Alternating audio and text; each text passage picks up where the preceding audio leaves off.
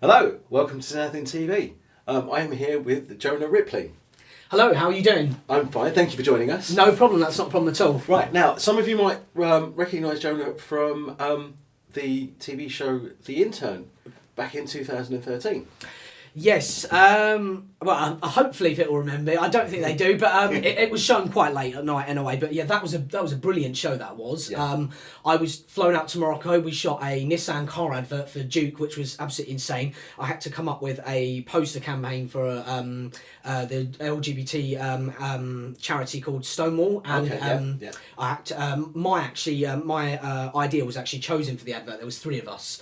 And how that worked, it was kind of like an X Factor judge panel style thing. Although they weren't letting on, actually, it was quite interesting. So we would do these little tasks, and then they'd get together, the big bosses at the top, they'd discuss it, or we wouldn't know anything about it, and then they'd decide which one obviously was made to purpose, really. I mean, I couldn't put it better myself. Hillary said, you find out how good a person really is when they're put under pressure, which I think it's quite true, actually. Cool. But, yeah.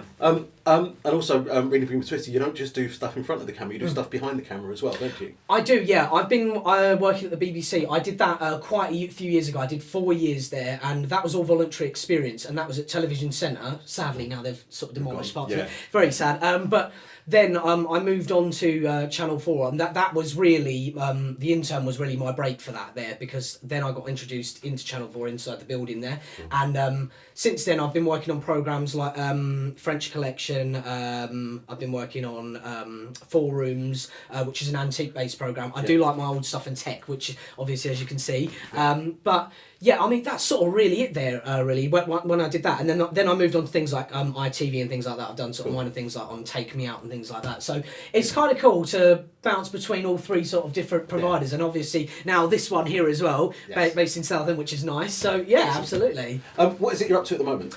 At the moment, AOL headhunted me, the internet provider, which is kind of bizarre. They're an advertising agency now, but they contacted me. I wonder what happened to AOL. Yeah, a lot of people think, oh God, they're back in the 90s now. But yeah, they don't sort of do internet anymore. Right. They do big time ads and things like that. And they contacted me. They like what I do, and they saw what I did online. And they asked me to present a tech-based show. So what we do is we take old technology and we either upcycle it, or we just show the workings of it. So sort of the younger generation that are online now don't really know what sort of an NES is or a Super Nintendo. Yeah. I've encountered people that don't know about tape recorders and mini disc players. So I get that. Your Twitter mentions also you do work for dyslexia. Yes. What it is, so this is the thing now, like big time Patreon thing. I absolutely love, like I have dyslexia myself. It's taken me years to sort of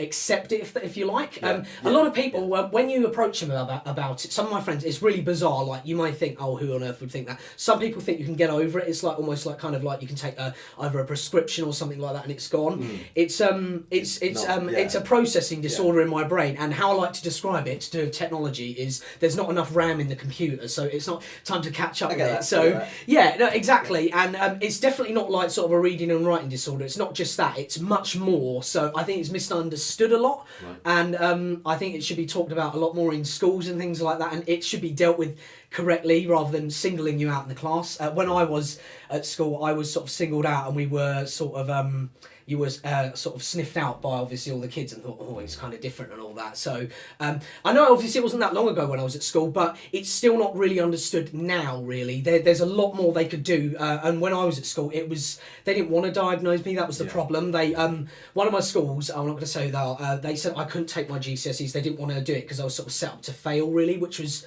quite bad, really. But obviously I've done very well, but that's off my own back and the help with my mum, which is brilliant. Cool. And that's sort of the only advice I can give to someone who's dyslexic, really, is to help yourself. I mean, take the help, obviously, if it's offered, but don't expect it to be there forever. It does get taken away. That's all I can say about that. Make your own moves. Absolutely, yeah. Cool. Well, thank you very much for your time. How do people find out more about you online? Online, so I've got Instagram, I've got Facebook, I've got Twitter. I currently work for a freelancer video camera company where we film programs and things like that. That's called Panaphoria, so you can reach us on panaphoria.com, and you can find out about the film that I'm doing, which is at the Odeon Cinema in Southend. That will be launched around about May time, and that's all about dyslexia. And you can find find out about more on their website. Excellent. Joe, thank you very much for your time, and thank you for watching. Thank you.